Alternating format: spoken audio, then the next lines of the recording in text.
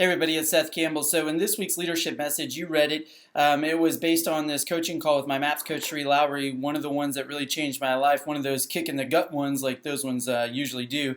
And it's on these three levels from the book that she read. And to be honest with you, it came up when she called me out on something when I said, I know that, Sheree. In fact, I teach that. And she said, well, do you really have it, Seth? I said, of course I have it. Do you really have it? Because to have it is to embody it.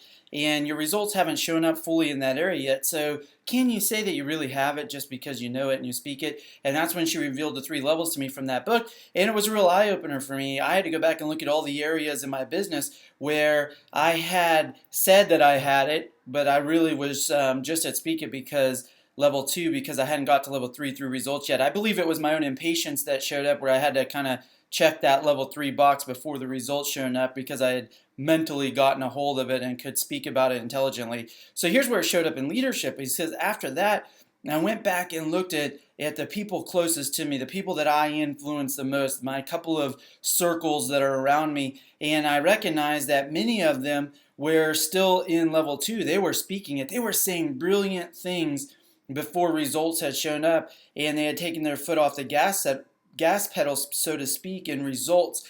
So that was a failure in my own leadership because they were copying the level 2 speak it that I have been modeling for them, and I had failed to model for them the parts of my life where I live in level 3, where I do embody it and results are showing up. So I had to go back because leadership is teaching people how to think so they can get what they want when they want it. So I had to go back, especially to my inner circle and the next circle out, and really model and demonstrate the areas. Teach them how I think in level 3 and how I live in level 3 in those particular areas, which usually, by the way, like with the region where I have really good results, it's just repetition and results. And I had to show them how I think about that and how I live that and how I embody that.